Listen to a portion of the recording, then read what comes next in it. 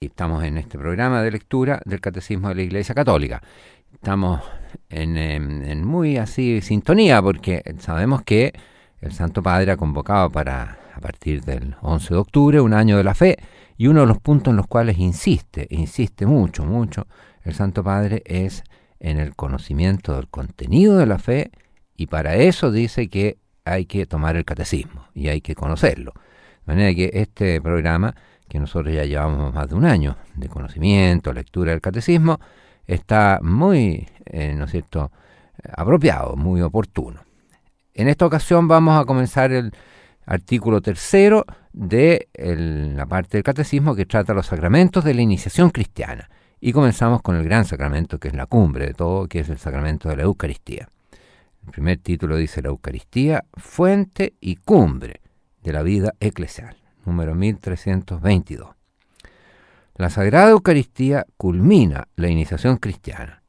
Los que han sido elevados a la dignidad del sacerdocio real por el bautismo y configurados más profundamente con Cristo por la confirmación, participan, por medio de la Eucaristía, con toda la comunidad en el sacrificio mismo del Señor. Entonces, lo primero que dice el catecismo sobre la Eucaristía es que es el sacrificio, un sacrificio del Señor. No siempre tenemos conciencia de estar participando de todos los frutos, haciendo parte del sacrificio salvador de Cristo.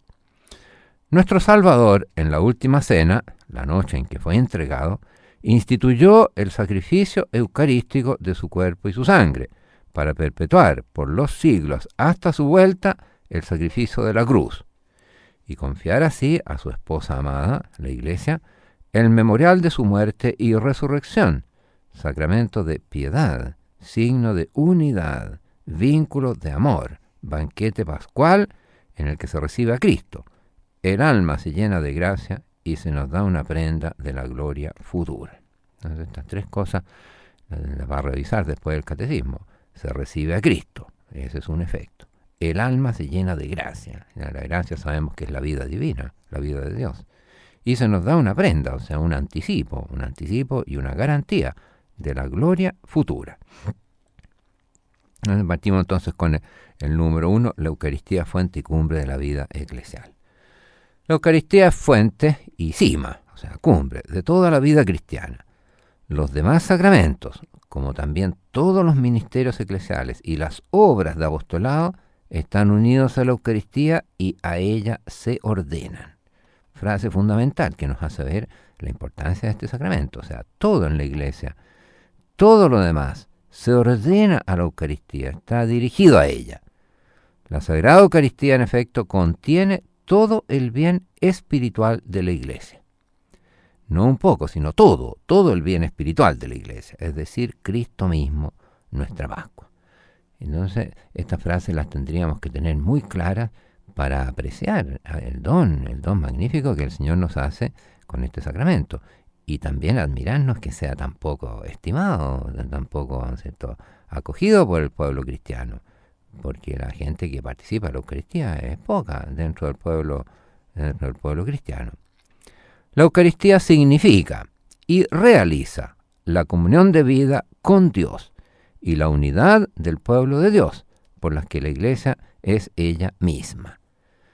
En ella se encuentra a la vez la cumbre de la acción por la que en Cristo Dios santifica al mundo, y del culto que en el Espíritu Santo los hombres dan a Cristo y por él al Padre. Entonces ustedes ven que habíamos dicho que la definición de un sacramento es que significa y realiza una gracia sobrenatural, un don divino. Bueno, la Eucaristía significa y realiza la comunión de vida con Dios y la unión del pueblo de Dios. Entonces son las dos cosas, la unión con Dios y por eso la unión de unos con otros, del pueblo de Dios. Y de esta manera la Iglesia es ella misma, porque la Iglesia es el sacramento de la unidad de todo el género humano con Dios y entre sí.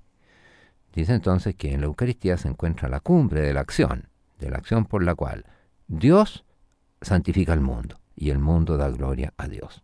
Entonces tiene una dirección de lo alto hacia abajo de santificación y de abajo hacia arriba de dar gloria, de alabar a Dios.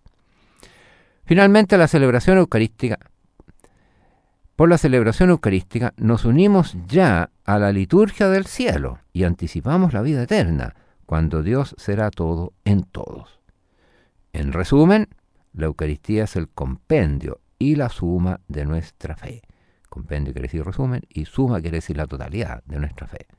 Nuestra manera de pensar armoniza con la Eucaristía y a su vez la Eucaristía confirma nuestra manera de pensar. Está citando San Irineo. Entonces, estos números introductorios tendríamos que tenerlos muy presentes para apreciar más el don magnífico que significa este sacramento y saber que por este sacramento nos unimos con Dios, con el Dios infinito. Nosotros, ínfimas criaturas, somos elevados al rango de hijos de Dios. El primer punto que el catecismo entonces empieza a analizar, después de esos números introductorios, es el nombre de este sacramento, Eucaristía. La riqueza inagotable de este sacramento, se expresa mediante los distintos nombres que se le da. Cada uno de estos nombres evoca alguno de sus aspectos. Se le llama Eucaristía, ese es el nombre más frecuente, porque es acción de gracias a Dios. La palabra Eucharistein, palabra griega, verbo griego, y eulogein, otro verbo griego, recuerdan las bendiciones judías que proclaman, sobre todo durante la comida, las obras de Dios. ¿Cuáles son esas obras? La creación. La más primera, la creación, obra infinita de Dios. La redención, Dios nos salva del pecado. Y la santificación. Entonces recordarla, la creación, sin eso no hay nada. Pero la redención y la santificación. El ser humano está destinado a ser santo, como Dios es santo. Esa es nuestra vocación. Antes de la creación del mundo, Dios nos destinó a ser santos e inmaculados por el amor. Entonces, ese es el primer nombre, Eucaristía. Banquete del Señor, también se llama así. Lo llama San Pablo en la 1 Corintios 11:20. Entonces esto dice, examínese uno para ver si va a participar bien del banquete del Señor. Porque se trata de la cena que el Señor celebró con sus discípulos la víspera de su pasión y de la anticipación del banquete de bodas del Cordero en la Jerusalén celestial. Entonces, esto hace presente ahí la cena, la última cena que el Señor celebró con sus discípulos la víspera de morir, la víspera de su pasión, y también porque anticipa el banquete de bodas del Cordero en el cielo, en la Jerusalén celestial. Se llama también fracción del pan, porque este rito, propio del banquete judío, era un signo en el banquete judío que el que presidía partía el pan. Este rito de partir el pan fue utilizado por Jesús cuando bendecía y distribuía el pan como cabeza de familia. Jesús entonces actuó como cabeza de familia y él dice, tomó el pan, lo partió y lo dio a sus discípulos. Esto sobre todo en la última cena.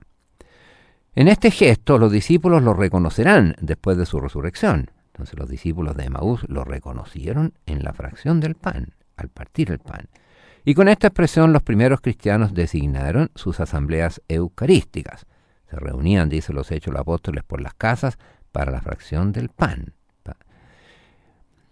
Con él se quiere significar que todos los que comen de este único pan partido, que es Cristo, entran en comunión con él y forman un solo cuerpo con él. Como dice San Pablo, ¿no es cierto? Dice, así como el pan es uno, así todos los que participan de él forman un solo cuerpo.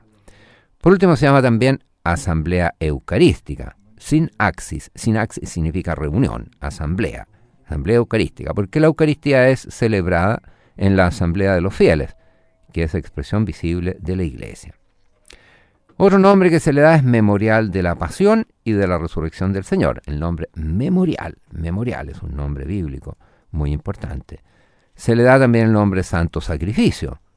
Es lo que es la Eucaristía, un santo sacrificio, porque actualiza el único sacrificio de Cristo Salvador e incluye la ofrenda de la Iglesia. O también santo sacrificio de la misa. La palabra misa la conserva el catecismo. Santo sacrificio de la misa. Sacrificio de alabanza. Sacrificio espiritual. Sacrificio puro y santo, puesto que completa y supera los sacrificios de la antigua alianza. Se le llama también santa y divina liturgia. así se le llama sobre todo en Oriente, porque toda la liturgia de la Iglesia encuentra su centro y su expresión más densa en la celebración de este sacramento. En el mismo sentido se le llama también celebración de los santos misterios. Entonces el sacerdote al comenzar dice antes de celebrar los sagrados misterios, se refiere a la Eucaristía, celebración de los santos misterios. Se habla también del Santísimo Sacramento. Los demás son sacramentos, pero este es el sacramento de los sacramentos, es el principal, Santísimo Sacramento. Sobre todo se usa este nombre para adorar la presencia de Jesús en la Eucaristía. Se habla de la adoración al Santísimo Sacramento. En la diócesis tenemos una cofradía del Santísimo Sacramento que se dedica a mantener el culto perpetuo a este sacramento. Con este nombre se designan las especies eucarísticas guardadas en el sagrario. Entonces, la presencia de Cristo permanente es el Santísimo Sacramento, y cuando se expone en la custodia para la adoración de los fieles, entonces se le da culto de adoración. Se le llama también a este sacramento comunión, por ejemplo, cuando se habla de hacer la primera comunión, la comunión, porque por este sacramento nos unimos a Cristo, que nos hace partícipes de su cuerpo y de su sangre para formar un solo cuerpo. Se le llama también las cosas santas, ta hagia, y en latín sancta, ¿cierto? Y está citando los antiguos documentos de la Iglesia en que hablan de ta hagia, cosas santas. Es el sentido primero de la comunión de los santos de que habla el símbolo de los apóstoles. Se le llama también pan de los ángeles o pan del cielo, ¿no es cierto? Citando las palabras de Jesús, yo soy el pan del cielo. Medicina de inmortalidad, y también se le llama viático. ¿Viático por qué? Porque es el sacramento que acompaña el viaje definitivo, el viaje que se pasa de este mundo a la gloria celestial. Y por último, Santa Misa, porque la liturgia en la que se realiza el misterio de salvación se termina con el envío de los fieles, con la misión, a fin de que cumplan la voluntad de Dios en su vida cotidiana. Entonces, cuando se habla de la Santa Misa, el que dice voy a ir a misa, entiende que va a ir a una celebración en la cual va a ser enviado con una misión de salvación.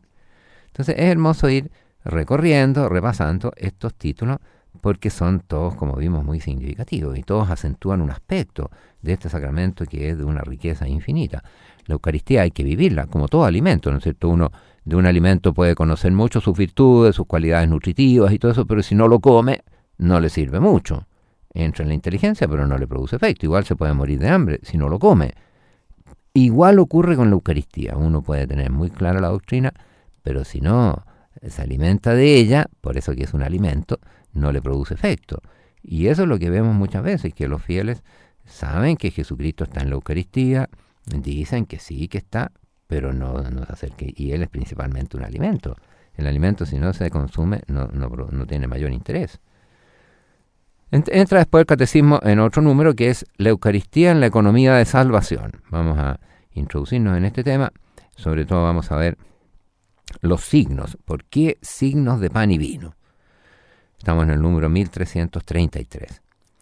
En el corazón de la celebración de la Eucaristía se encuentra el pan y el vino, que por las palabras de Cristo y por la invocación del Espíritu Santo se convierten en el cuerpo y la sangre de Cristo. Entonces parten el pan y el vino, y gracias a las palabras de Cristo y la invocación del Espíritu Santo se convierten en el cuerpo y la sangre de Cristo.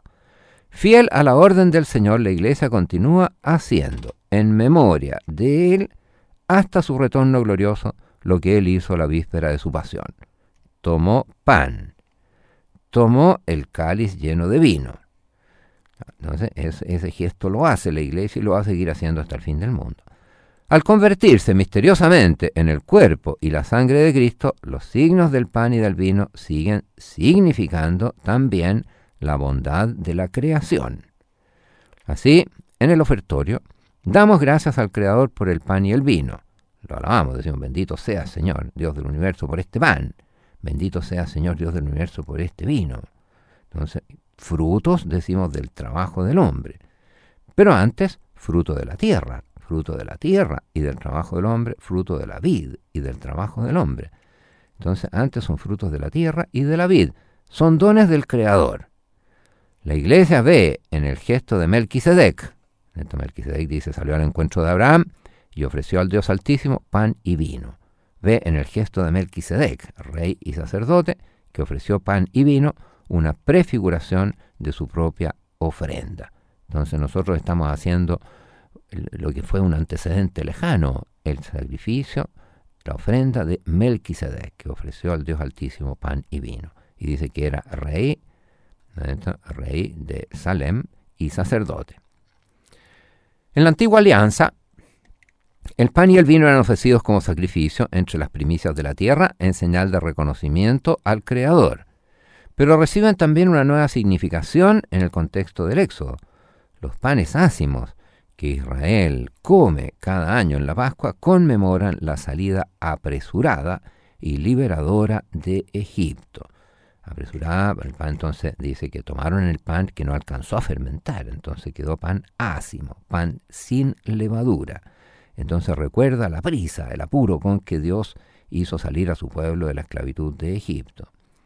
El recuerdo del maná del desierto sugerirá siempre a Israel que vive del pan de la palabra de Dios. Finalmente, el pan de cada día es el fruto de la tierra prometida, prenda de la fidelidad de Dios a sus promesas. Y el cáliz de bendición, al final del banquete pascual de los judíos, añade a la alegría festiva del vino una dimensión escatológica, o sea, una dimensión que recuerda el fin, que recuerda las cosas últimas, una dimensión escatológica, la de la espera mesiánica del restablecimiento de Jerusalén. Entonces los judíos celebraban la Pascua y tomaban esta copa festiva de vino para recordar lo que iba a venir, que cuando viniera el Mesías, que iba a restablecer a Jerusalén. Jesús instituyó su Eucaristía dando un sentido nuevo y definitivo a la bendición del pan y del cáliz. Los milagros de la multiplicación de los panes, cuando el Señor dijo la bendición, partió y distribuyó los panes por medio de sus discípulos para alimentar la multitud, prefiguran la sobreabundancia de este único pan de su Eucaristía. Entonces dice el Evangelio que distribuyó estos panes entre una multitud y sobró abundancia, sobraron 12 canastos llenos de lo que sobró. Fue una comida abundante. Y el signo del agua convertida en vino en las bodas de Caná anuncia ya la hora de la glorificación de Jesús. Se dice, manifestó su gloria. Manifiesta el cumplimiento del banquete de las bodas en el reino del Padre, donde los fieles beberán el vino nuevo convertido en sangre de Cristo. El primer anuncio de la Eucaristía dividió a los discípulos, igual que el anuncio de la pasión los escandalizó. Entonces decían, es duro este lenguaje, ¿quién puede escucharlo? Decían cuando Jesús empezó a anunciar que Él era un pan bajado del cielo, que este era Él, que había que consumirlo, había que comerlo. La Eucaristía y la cruz son piedras de tropiezo. Son piedras de tropiezo hasta hoy, son piedras de escándalo. Es el mismo misterio y no cesa de ser ocasión de división. Jesús dice a sus discípulos, a sus apóstoles, ya quedan solo los apóstoles con Él, ¿también ustedes quieren marcharse? Les pregunta el Señor. Esta pregunta de Jesús resuena a través de las edades. Invitación de su amor a descubrir que solo Él tiene palabras de vida eterna. Como respondió Pedro, ¿a quién vamos a ir? Tú tienes palabras de vida eterna. Y que acoger en la fe el don de la Eucaristía es acogerlo a Él mismo. Entonces, ¿cómo quisiera uno que esto entrara, ¿no es cierto?, fuerte en el pueblo de Dios y se produjera un resurgimiento de la participación en este sacramento? Eso haría que la Iglesia se reanimara, que hubiera más vocaciones, que más jóvenes quisieran entregar su vida a Dios. Esto haría que hubiera que construir más iglesias para que más gente reclamaría este alimento celestial, y eso haría que la caridad entrara en el corazón de los fieles y empezara a vivirse en una sociedad más fraternal, como es la que todos anhelamos, porque la Eucaristía hace de todos los que participan hijos de Dios y hermanos. Vamos a dejar nuestra lectura del Catecismo aquí y vamos a continuar con este admirable sacramento que tiene tanta riqueza, de manera que ojalá nadie se pierda ningún episodio de estos que vamos recorriendo y podamos conocer más de este admirable sacramento. Terminar con la bendición, que la bendición de Dios Todopoderoso, Padre, Hijo y Espíritu Santo, descienda sobre todos los que escuchan nuestra radio Regina Cheli y la radio FM Cordillera de Huépil.